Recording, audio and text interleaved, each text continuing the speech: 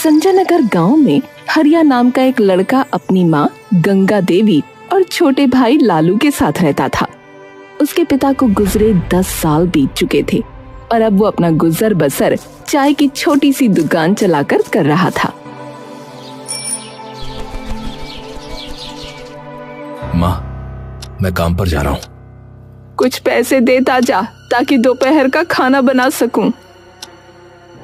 अरे माँ, पैसे तो नहीं है। अब जब जाकर चाय बेचूंगा तो कुछ पैसे आएंगे। तो हम लोग दोपहर में क्या खाएंगे भैया? अरे मुझसे क्या पूछता है रे?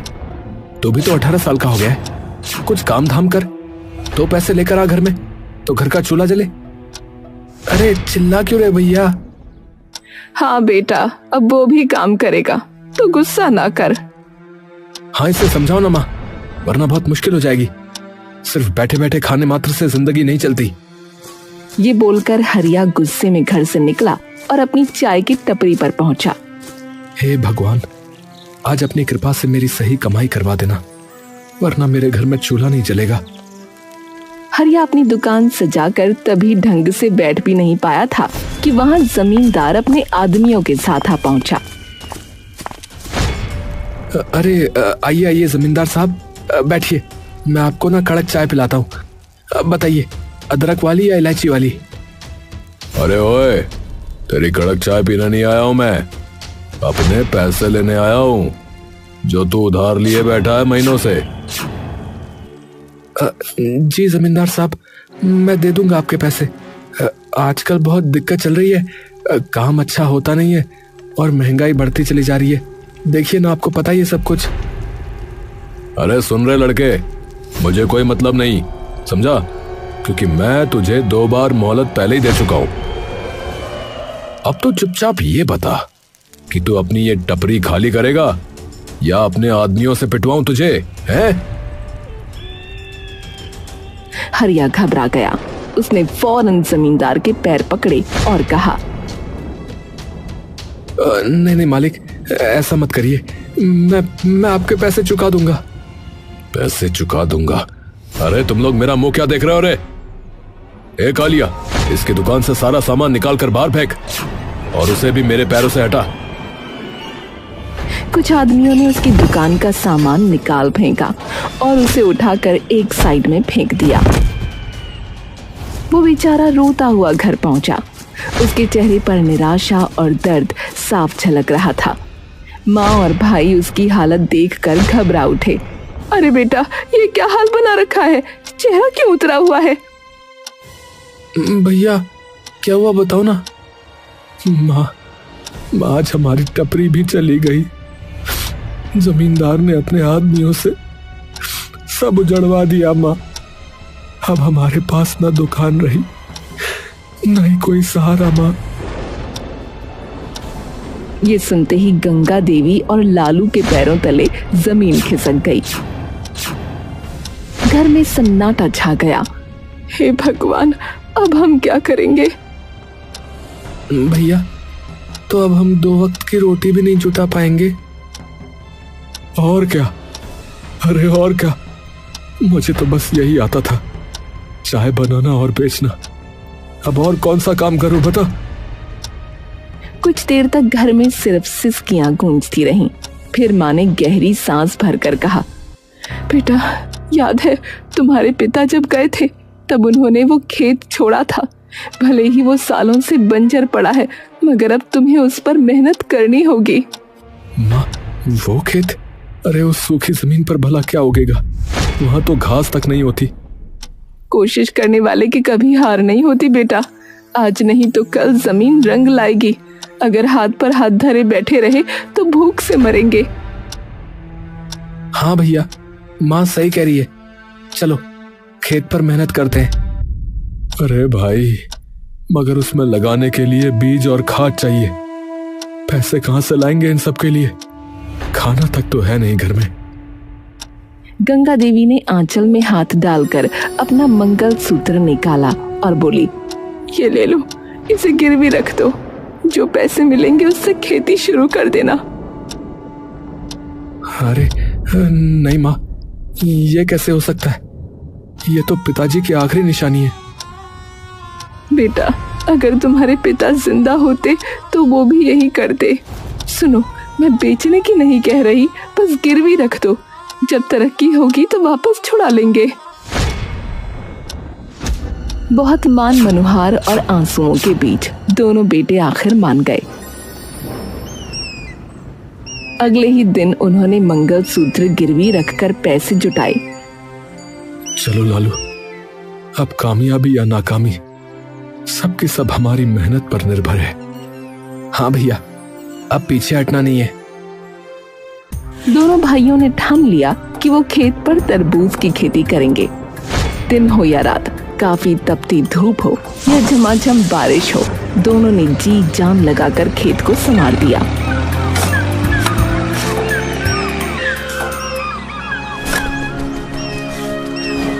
हाँ, देख लालू, मिट्टी की खुशबू बदल रही है। लगता है हमारी मेहनत रंग लाएगी रे। हाँ भैया, जमीन भी हमारी लगन को पहचान गई है लगता है। और सचमुच कुछ ही महीनों में खेत बड़े बड़े हरे भरे तरबूज से भर गया। अब समय आ गया जब उन्हें अपनी उपज मंडी ले जानी थी।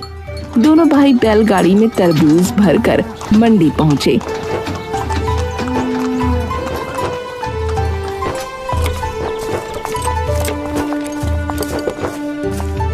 अरे वाह वाह भैया वाह, इतने ताजा और रसीले तरबूज तो मैंने सालों में नहीं देखे, बता रहा हूँ।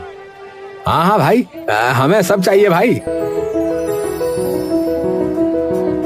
तरबूज हाथों हाथ बिक गए। जब हरिया और लालू ने गिनती की तो उनके हाथों में मोटी रकम थी। भैया देखो देखो, आज कितना पैसा हुआ है। अब तो हम माँ का मंगलसूत्र तुरंत छुड़ा कर ले आएंगे। हाँ लालू, अब हमारी मेहनत का फल हमें मिल गया। चलो माँ की आंखों की चमक वापस लौटाते हैं। अब हरिया और लालू हाथ में मेहनत की कमाई थामे, चेहरे पर उम्मीद की चमक लिए मंडी से निकले। दिल में बस एक ही बात थी कि आज माँ का मंगलसूत्र छुड़ाना है। पर तभी पीछे से गड़गड़ाहट जैसी आवाज आई। भीड़ चीखती चिल्लाती उनकी तरफ भागी। भैया, ये सब हमारे पीछे क्यों दौड़ रहे हैं? पता नहीं भाई, चलो जल्दी जल्दी आगे बढ़ो। भीड़ ने उन्हें घेर लिया। दुकानदार चंपक सबके आगे आया। अरे ओ हरिया, ठहर जा, हमें उल्लू समझ रखा है क्या है? अरे क्या हुआ भाई, पैसे भी दिए, तरबूज भी दिए, अब और क्या बाकी है? अब क्या बाकी है? बाकी ये है कि तुम्हारे तरबूज बाहर से हरे हरे हैं मगर अंदर से बिल्कुल सफेद, ना मिठास ना ही रस। हमारे ग्राहक थूक थूक कर हमें गालियां दे रहे हैं भैया। क्या ये कैसे हो सकता है? हमने तो मेहनत से खेत संवारा था। ए भैया, सब देख लो तुम अपनी आंखों से। सब लोग कह रहे हैं कि तुम्हारा माल बेकार है भैया। अब एक काम करो, हमारे पैसे वापस करो, वरना यहाँ से जिंदा नहीं जाओगे, बता रहे हैं। भीड़ का गुस्सा आसमान छूने लगा। डंडे उठने लगे, आंखों में खून उतर आया। भाई लोग, हमें एक मौका दो, जरूर कोई गड़बड़ हो गई होगी। हाँ, हमारे पास बस यही पैसा है, इसे ले लो, मगर हमें मारो मत। डरे सहमे दोनों भाइयों ने रकम लौटा दी। दुकानदार तरबूज वापस ठेलों पर पटक गए और गालियां देते हुए चले गए। हरिया और लालू धीरे धीरे घर लौटे। अरे बेटा, ऐसे मुंह लटका कर क्यों आ गए हो? मंगलसूत्र कहाँ है? माँ, सब खत्म हो गया माँ। वो तरबूज अंदर से सफेद निकले। सबने हमें धोखेबाज कहा माँ। पैसे फिर वापस करने पड़े। माँ, हमने महीनों की मेहनत की थी, सब राख हो गया। अब तो जीने की भी इच्छा नहीं बची। देखा माँ, देखा, मैंने पहले ही कहा था, वो खेत बंजर है, उस पर कुछ नहीं उगेगा माँ। नहीं बेटा, अगर जमीन सचमुच बंजर होती तो उस पर तरबूज की बेलें लहलहाती क्यों? कुछ तो चूक हुई है, हार मानने से जिंदगी नहीं चलती। मगर माँ, अब किस में ताकत बची है बताओ? ना पैसा है ना ही हिम्मत है। फिर से कैसे शुरू करेंगे? इस बार तरबूज नहीं, खजूर की खेती करो। समय ज्यादा लगेगा, मगर मुझे यकीन है इस बार किस्मत बदल जाएगी। खजूर? मगर माँ, बात वही है, पैसे कहाँ से आएंगे? इस बार मेरा आंगन ही गिरवी रख दो, ये झोपड़ी ही दे दो। माँ, घर अगर ये भी चला गया तो हम रहेंगे कहाँ माँ? माँ तुम पागल तो नहीं हो गई हो? क्या बोले जा रही हो? पागल नहीं हूँ, बस समझती हूँ कि जिंदा रहने के लिए छत से पहले पेट जरूरी है। अगर भगवान ने चाहा तो ये घर भी लौट आएगा। दोनों भाई माँ की बात सुनकर पत्थर हो गए, मगर हालात ऐसे थे कि इनकार की गुंजाइश ही नहीं थी। अगले दिन वो जमींदार के पास पहुंचे। मालिक साहब, हमारी झोपड़ी गिरवी रख लो, पर कुछ पैसे दे दो।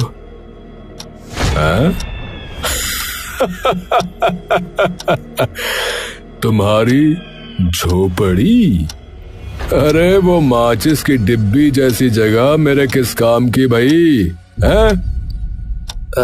मालिक, वो सड़क किनारे है, अगर आप वहां कुछ बनवाएं तो उसकी कीमत आसमान छू लेगी।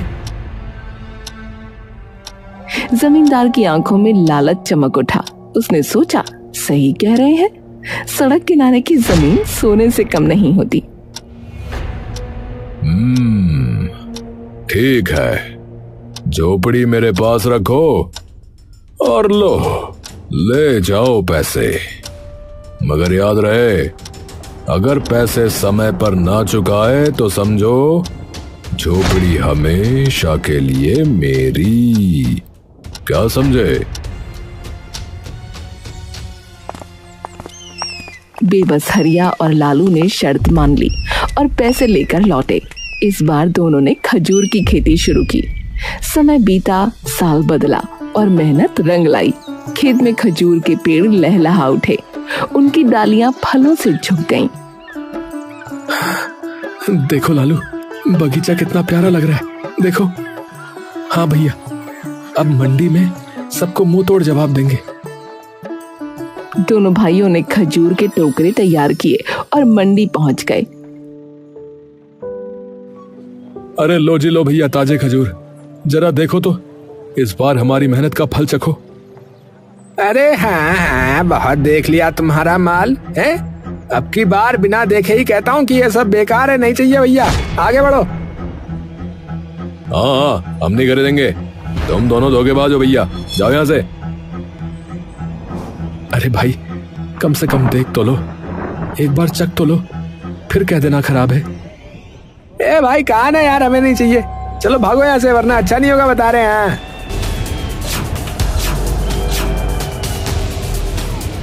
भीड़ फिर से शोर मचाने लगी।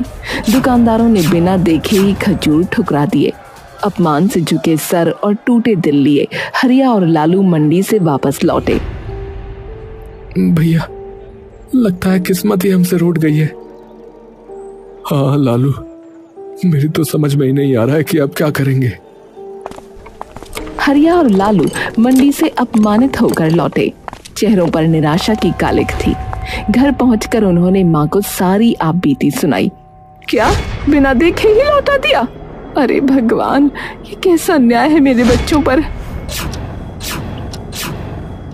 हाँ माँ, अब तो लगता है कि इस धरती पर हमारे लिए जगह ही नहीं बची। तीनों कुछ देर तक खामोश बैठे रहे। सन्नाटा इतना गहरा कि मानो वक्त भी ठहर गया हो। अचानक गंगा देवी के चेहरे पर चमक आ गई। रुक जाओ, इतनी जल्दी हार मानना पाप है। पहले ये तो देखो कि ये खजूर वाकई बेकार है या नहीं। माँ, क्या फायदा जब मंडी वाले ही नहीं मानते तो। चुप, बिना चखे फैसला मत करो, ले आओ ये खजूर। तीनों ने खजूर तोड़े और खाने लगे। अरे अरे वाह, ये तो गजब के मीठे। सच कहूं तो मैंने इतनी स्वादिष्ट चीज अपनी जिंदगी में नहीं चखी। देखा, ये कोई साधारण खजूर नहीं, ये तो वरदान है। मगर कमी है हमारी सोच में। मंडी वालों की दया पर जीने की बजाय हमें खुद रास्ता बनाना होगा। पर माँ कैसे? मेरे पास एक उपाय है। हम इन खजूरों की बर्फी बनाएंगे और सीधा गांव वालों को बेचेंगे। बर्फी खजूर की? हाँ, मीठे खजूर और देसी गुड़ से जो स्वाद बनेगा उसे खाकर लोग दीवाने हो जाएंगे। हरिया को थोड़ी उम्मीद जगी। वो तुरंत बाजार की ओर भागा और गुड़ खरीद लाया। गंगा देवी ने खजूर और गुड़ को मिलाकर रात भर चूल्हे पर पकाया। भट्टी की आंच, माँ के हाथों का जादू और उनकी आस्था, तीनों ने मिलकर बर्फी तैयार कर दी। माँ, ये तो चमचमाते सोने जैसी लग रही है। हाँ भैया, अब देखते हैं गांव वाले क्या कहते हैं। अगले दिन दोनों भाई टोकरियों में बर्फी भरकर गांव की गलियों में निकल पड़े। अरे आओ आओ भैया, अरे खजूर की बर्फी, मीठी, नरम और एकदम देसी भैया। अरे बाबूजी आओ, अरे माताजी, अरे भैया, आओ भैया आओ। लो जी लो, खाओ और बताओ कैसी है ये खास बर्फी। लो भैया, दादा आओ देखो चखो। गांव वालों को तो पहले ही शक था, मगर जैसे ही बर्फी मुंह में गई सबके चेहरे खिल उठे। क्या क्या खिला रहे हो? क्या है ये? बर्फी? खजूर की बर्फी? चलो चखा रहे हो तो खा ही लेते हैं भैया। चखने में कौन सा पैसा लग रहा है?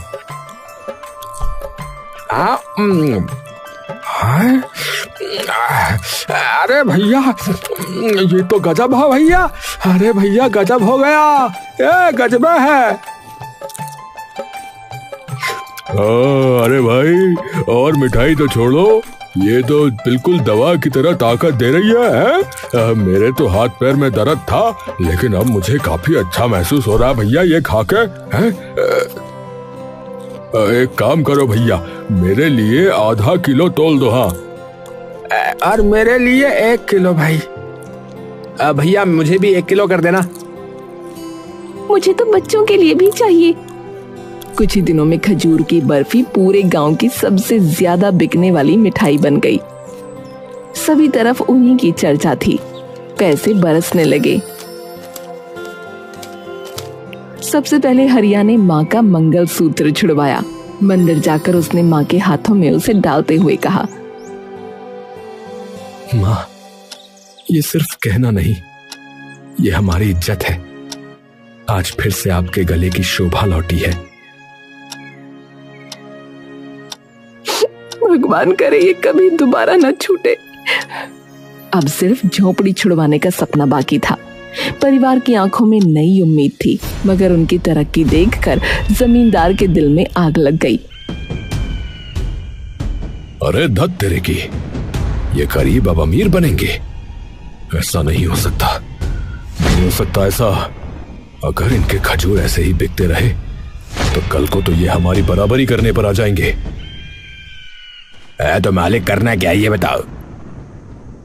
अरे रात में जाओ रे कमबख्तों, और इसके सारे खजूर चुरा के ले आओ। सुबह सूरज निकले उससे पहले खेत खाली होना चाहिए। जमींदार ने योजना खतरनाक बनाई, मगर किस्मत से उसकी बातें मंडी के दुकानदार चंपक ने सुन ली। अरे भैया, ये तो घोर अन्याय है। मेहनत से उगे खजूर यूं चुराना? नहीं, मैं हरिया को बता दूंगा। हाँ। चंपक ने फौरन जाकर हरिया को सब बता दिया। अरे भैया सुनो, एक अंदर की बात है। जमींदार जो है तुम्हारे खिलाफ साजिश कर रहा भैया। आज रात उसके आदमी तुम्हारे सारे खजूर चुराने वाले हैं। मैंने सुन लिया था भैया, तभी बताने आ गया। क्या? हमारे खजूर? धिक्कार है ऐसे जमींदार पर। हमारी मेहनत का फल चुराने की हिम्मत कर रहा है वो। बेटा, अब ये वक्त है हिम्मत दिखाने का। अगर तुम आज डरे तो हमेशा दबे रह जाओगे। नहीं माँ, आज मैं सबक उसे जरूर सिखाऊंगा। हरिया ने एक योजना बनाई और उसने खजूर के पेड़ों पर खुजली वाली जड़ी बूटी लगा दी। फिर जब आधी रात को जमींदार के गुंडे आकर खजूर तोड़ने लगे तो उनके पूरे शरीर में खुजली होने लगी। अरे भाई, मुझे ये खुजली सी हो रही है। अरे अरे अरे, ये हाथों में खुजली हो रही है। अरे भाई, अरे अब तो पैरों में भी होने लगी भाई। अरे यार, ये क्या हो रहा है? अरे मेरी मैया, अरे पूरा शरीर तो फैल गई भैया। अरे अरे भैया, पूरी खुजली खुजली हो रही है। अरे भाई, मुझे तो ऐसा लग रहा है जैसे चींटियों ने बारात निकाल ली हो मेरे शरीर के ऊपर। ए भैया। अबे यार, खजूर बाद में, सुनो, पहले खुजली उजली रोकने का इलाज लाओ भैया। अरे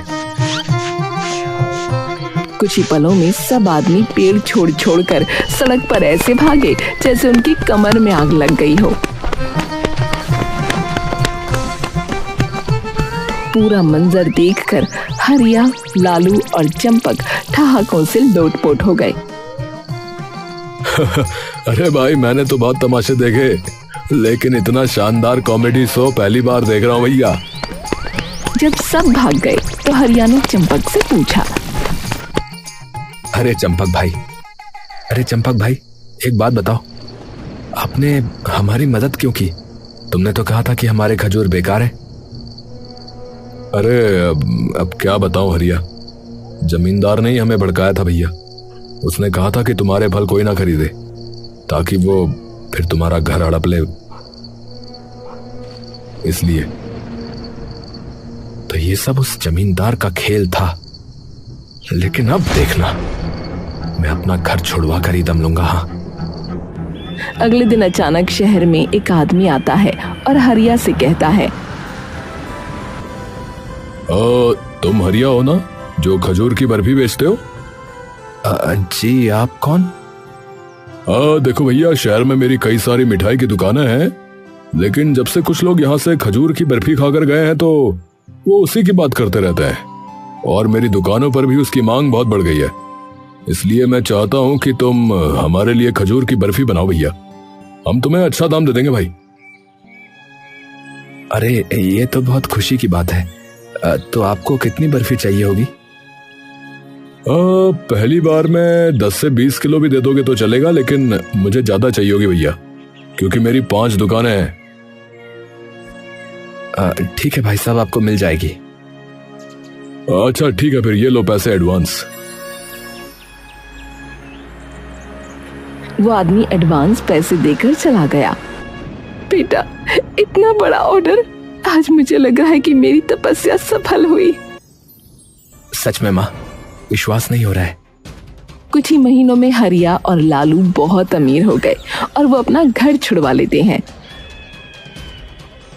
तुमने हमको और सभी गांव वालों को बहुत सताया जमींदार, लेकिन याद रखना, अब हम तुमसे ज्यादा अमीर हैं, और इसीलिए अब कोई समझदारी दिखाने की कोशिश मत करना। हाँ। अरे नहीं भाई, मैं आपसे कभी ऐसा नहीं करूंगा। मैंने तुम्हारी गरीबी का फायदा उठाने की कोशिश की, लेकिन भूल गया था कि किस्मत के आगे किसी की नहीं चलती। मुझे माफ कर दो भाई, मुझे माफ कर दो। हाँ, जाओ, माफ किया। चलो बच्चों। इस घटना के बाद गांव का कोई भी शख्स जमींदार के आगे नहीं दबता था, और इस तरह हरिया और लालू की मेहनत से उनका भाग्य तो बदला और साथ ही जमींदार का दबदबा भी खत्म हो गया।